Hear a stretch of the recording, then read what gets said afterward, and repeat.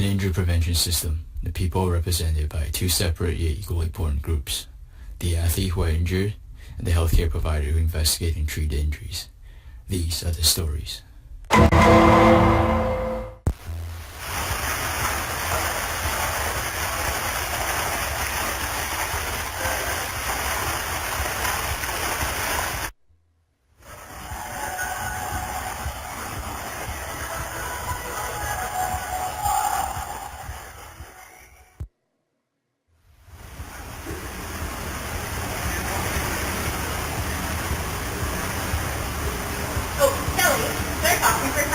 Sure, Coach.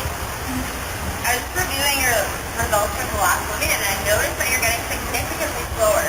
I know that you've been training harder than normal, and I just wanted to see what this is saying about the shoulder. To be honest, the issue is just no pain.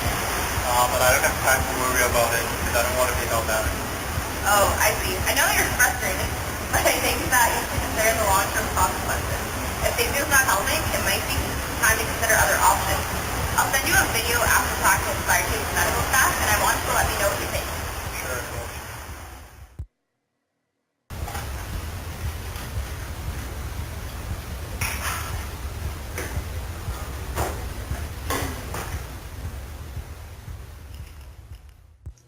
SLAPpin the Shoulder. This video aims to explain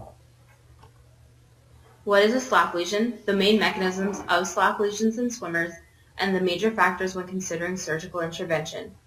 Please make sure to download the attached worksheet to help follow the video. Pause the video now and try to answer these learning objectives based on your current knowledge. Now that you're ready, here is some background information. The incident rate of shoulder injury among competitive swimmers has been reported to be 23 to 38%. However, studies have reported a prevalence rate of shoulder pain in swimmers to be as high as 90% of population.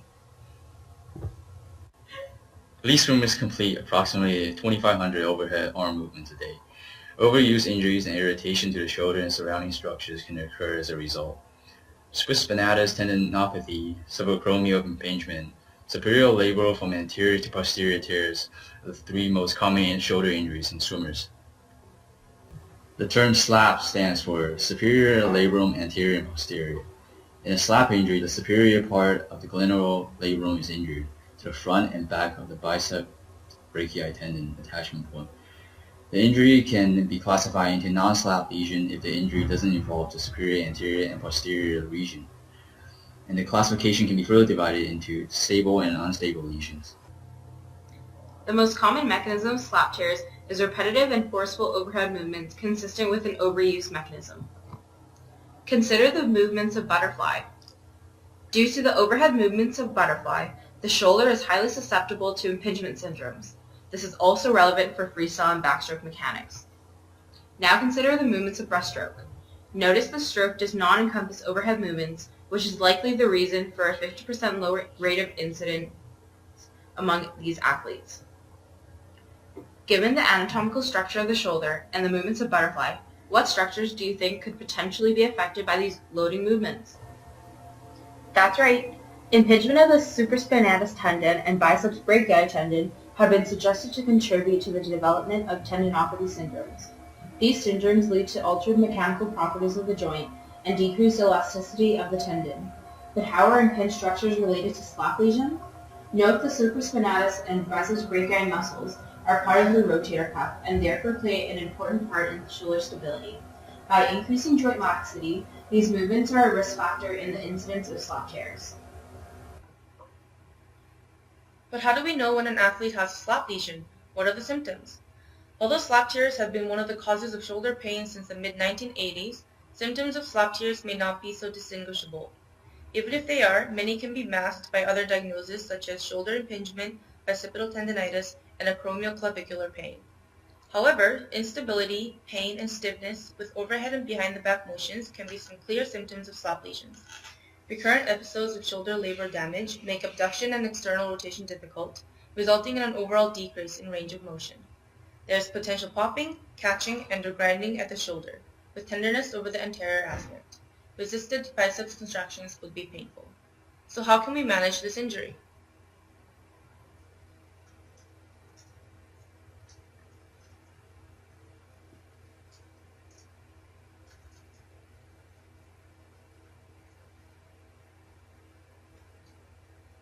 The torn edges of the labrum are removed with the shaver to reveal a smooth edge.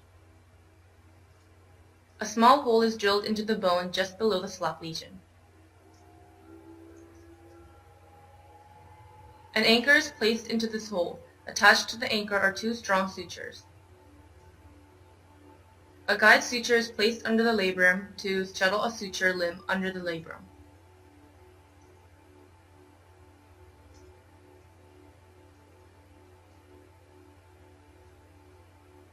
The limbs of the sutures are tied together to fix the torn labrum tightly against the bone. This process is repeated with the other suture to securely fix the labrum to the bone.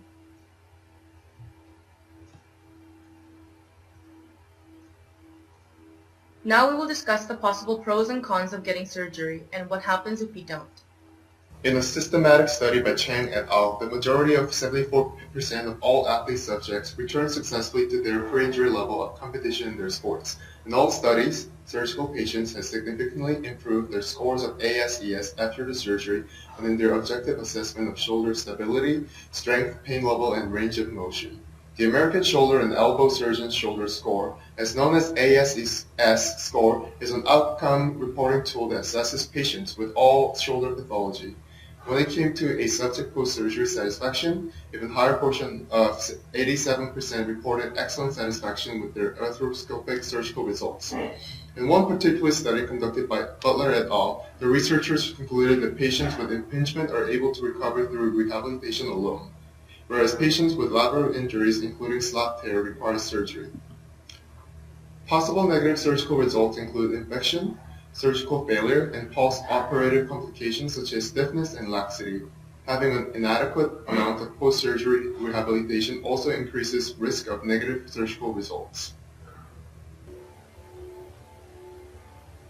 Although there are potential negative outcomes from surgery, the ramifications of not receiving surgery may be more detrimental to the athlete.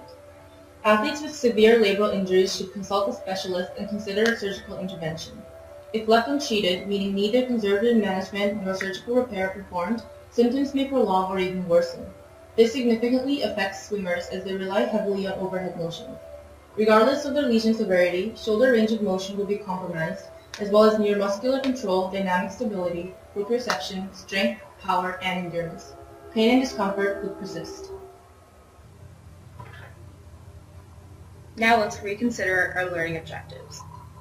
A SLAP lesion occurs when the superior portion of the glenoid labrum is injured anteriorly and posteriorly of the biceps brachii tendon attachment point. The main mechanism of SLAP lesions in swimmers are the repetitive and forceful overhead movements consistent with butterfly, backstroke, and freestyle mechanics. The risk of sustaining a SLAP tear is increased by impingement syndromes. The major factors when considering surgical intervention are negative consequences of not receiving surgery outweighing those of getting surgery, such as amplified pain and discomfort, as well as surgical repair having preferable outcomes for shoulder range of motion, stability, strength, and patient satisfaction levels. In conclusion, SLAP tears affect stability and range of motion of the shoulder joints. Pain can be further localized to your posterior or posterior superior joint. All labral tears require arthroscopic labral repair.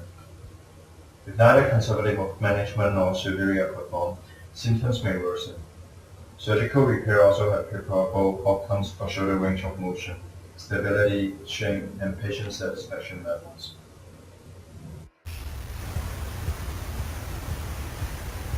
Hey coach, I watched a video you sent me and I talked to a team doctor. I think I will go for surgery. Congratulations on your win. That was a great comeback. We all know that you suffered a SLAP lesion last year and elected for surgery to manage this injury. Why did you make that decision? Well, I love to swim and I've been swimming all my life. My surgeon and I thought surgery would be better than conservative management in reducing pain and recovering shoulder stability. I'm glad I did surgery before my symptoms got worse. Thank you.